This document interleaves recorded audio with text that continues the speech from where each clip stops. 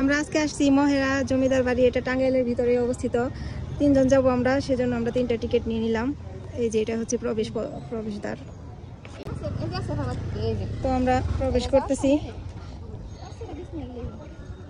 সামনেই খুব সুন্দর একটা পুকুর, শানবাঁধানো ঘাট, সারি সারি নারকেল গাছ। তো ভিতরে যাই, দেখি আর কি কি আছে।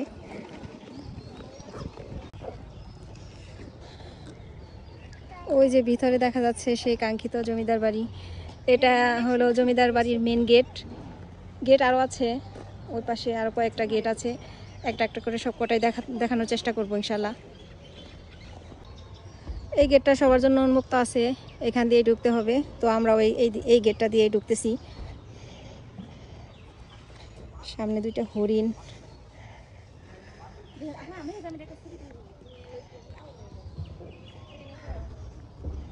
এটির নাম হলো মহারাজ লজ।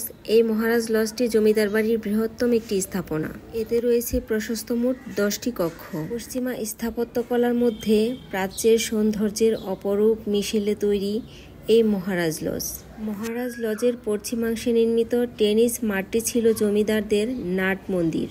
মানুষের মুখে শোনা যায় এর উত্তর পার্শ্বে ছিল দুর্গা মন্দির।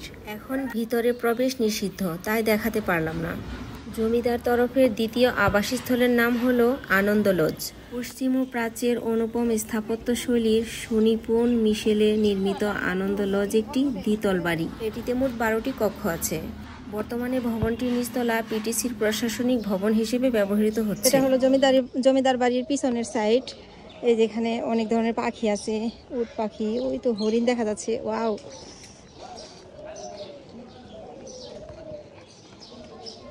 ভিতরে ঢুকছ?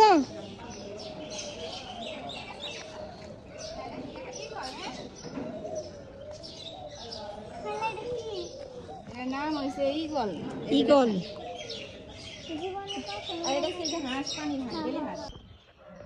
দৃষ্টিনন্দন সব পশু পাখির মধ্যে হরিণ হচ্ছে একটা। এই যে দেখুন, এখন তো অনেক রোদ, সেই জন্য হরিণগুলা বসে রয়েছে ছায়ার মধ্যে। ওই যে 2টা দাঁড়িয়ে রয়েছে কোনায়।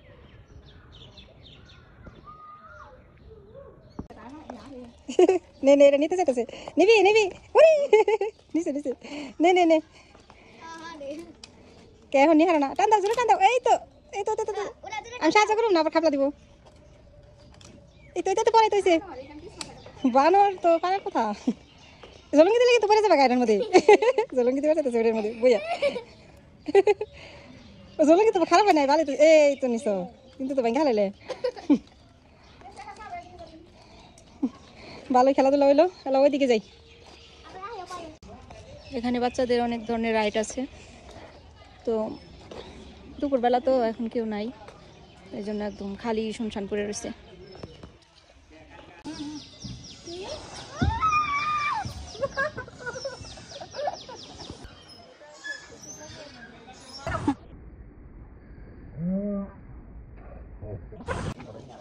আছে শানবাঁধানো আরো একটা পুকুর ঘাট। পুকুর ঘাটের পাশে কৃষ্ণচূড়া, অনেক সুন্দর সুন্দর ফুল ফুটে আছে। দেখুন,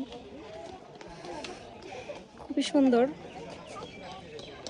সময় কাটানোর জন্য, পরিবারকে নিয়ে আসার জন্য খুব সুন্দর একটা জায়গা।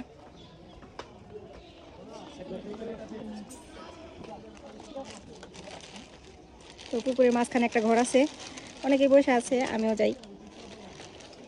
চলুন, আমার বাগনি তো আগে আগে চলে গেছে।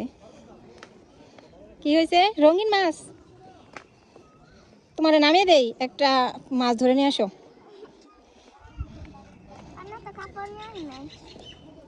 ওই যে পুকুরে অনেক রঙিন মাছ।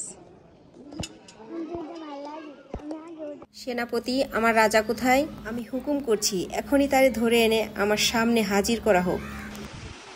রাজবাড়ির পিছনের সাইডে অনেক খাওয়ার জায়গা, বসার জায়গা আছে, খুবই সুন্দর সুন্দর খাওয়ার জায়গা। জায়গাগুলো খুব সুন্দর। এখানে ওয়াশরুম আছে, নামাজের ঘর আছে, খুবই পরিষ্কার পরিচ্ছন্ন। এই যে বসার জায়গা আছে, একদম ছায়াযুক্ত বড় বড় গাছে ঘেরা, আম, কাঁঠাল, আরও অনেক ধরনের গাছ, ফুল ফলের গাছে ভরা একটি জায়গা। খুবই সুন্দর একটা জায়গা।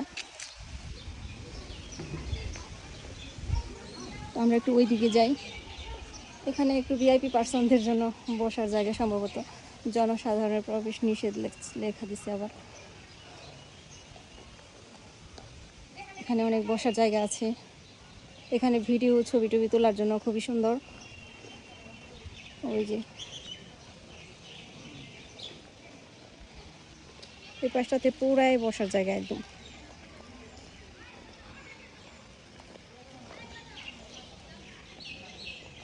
আপনারা পরিবারের সাথে, বন্ধু বান্ধব সবার সাথে এসে ঘুরে যেতে পারেন। সবুজ ঘাসের উপর এই লাল রঙের কৃষ্ণচূড়া ফুলগুলো পড়ে থাকতে দেখে মনে যেন এক ফালি বসন্ত নেমে এসেছে, আর হারিয়ে যেতে ইচ্ছে করছে প্রকৃতির এই সৌন্দর্যের মাঝে। কি অপরূপ, কি সৌন্দর্য!